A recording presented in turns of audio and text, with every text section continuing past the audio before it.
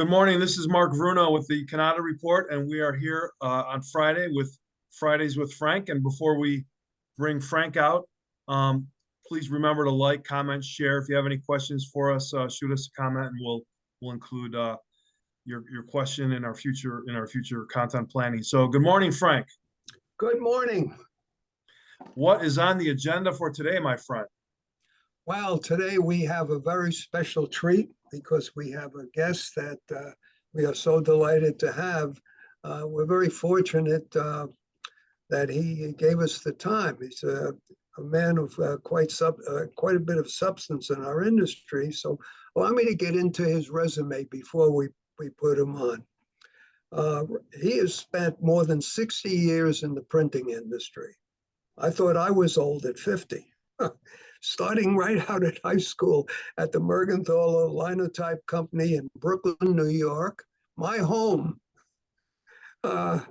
He founded the publication Type World and has been the editor for many editions of an indispensable industry tool known as Pocket Pal, the handy book of graphic arts production. And I could go on considerably more in terms of his resume. A professor at Rochester Institute of Technology, involved in he's the founder of the Museum of Printing at Haverhill, Massachusetts, and I could say even more. But please join me in welcoming this very special guest, Frank Romano. Welcome, Frank. Thank you very much, Frank. You are welcome, sir. Well, all well earned. You know, Frank, I want to get into this quickly for our audience. What kind of real opportunity does production print offer for these dealers? I spend my days in a museum of printing. And we have here the history of the industry, not only in old printing presses, but we have one of the largest collections of typewriters in the world, one of the largest collections of desktop computers in the world. And increasingly, we're getting in a lot of printers in various kinds, from dot matrix printers to character printers, etc. So I look at the past, and I always say that what happened in the past gets repeated in many cases into the future. And right now, we've had a major shift in the way people buy things for the office. And in fact, the office itself has changed. I mean, my office is at home, as with many other people. So when they go to buy things, they normally buy them from either an office store or they buy it on Amazon or online somehow. Mm-hmm. When it comes to production print, and now we're talking about machines that go faster, do more, and handle color, then you really need a specialist. And that's the audience that you deal with, Frank, more than any other, the people who know production print. And that market is changing too. First of all, the number of commercial printers in America has declined. In 1995, there were 65,000 commercial printers. Today, there are 23,000. And the reason for that is a lot of what we used to do in print, we now do on our phone, our computer, our tablet, or whatever it may be. So right off the bat, the commercial printing market has changed, although most printers today not only have offset equipment, they also have digital equipment. And inkjet has made phenomenal inroads into the commercial printing space. When we do our newsletter, it's done digitally. And people argue about that. They say, but you're an old printing museum, you should do it letterpress. I'm sorry, it would take a year and a day to get it out with letterpress. Digitally is the best way to go. So I'm worried about where the market will be into the future for those dealers that handle production print, especially as we've seen the shift with people working from home, where their little printer on the desk is fine for what they do. And if they need something more, they go to a commercial printer. So I see your market changing substantially, not only into the future, but already has changed to a large degree. And of course, as we know, with all these tariffs coming in, a lot of the equipment that your dealers sell comes from overseas.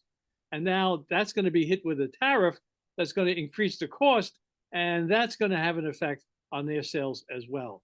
So those are just my general comments about what's going on. We appreciate that. Yes, obviously tariffs is a big issue across the board. Because obviously for the dealers, pretty much everything they buy in the way of hardware comes from Japan and manufactured in China or the Philippines or Vietnam or someplace like that. And the tariff, from what I've read, is pretty much blanketed. It's got them all.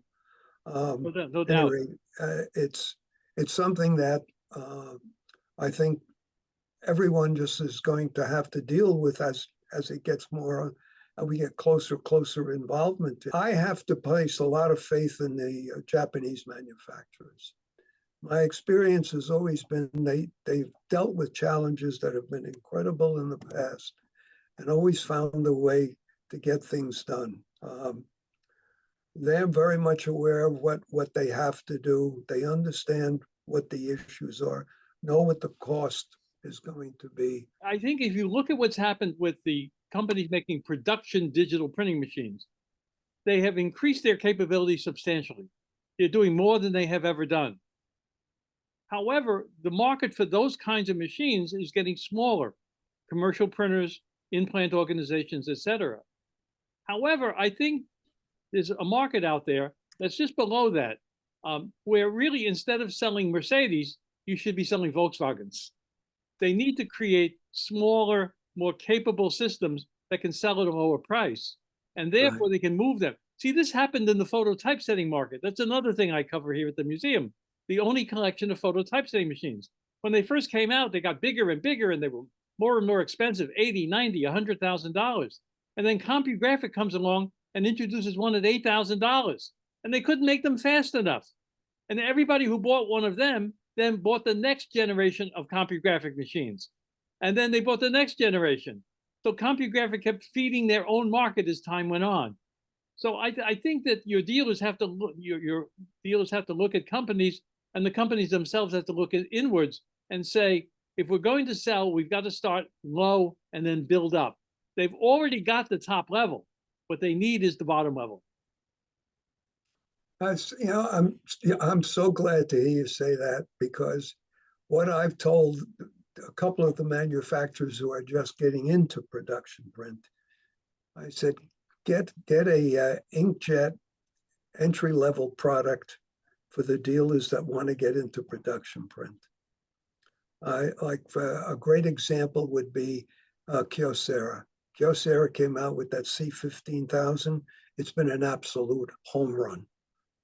I mean, the dealers that take that product on just for a singular application, education, they can go into a university and pitch the hell out of that thing, because they don't care about color quality at all. But when they hear $1.50 for a color copy, they love it.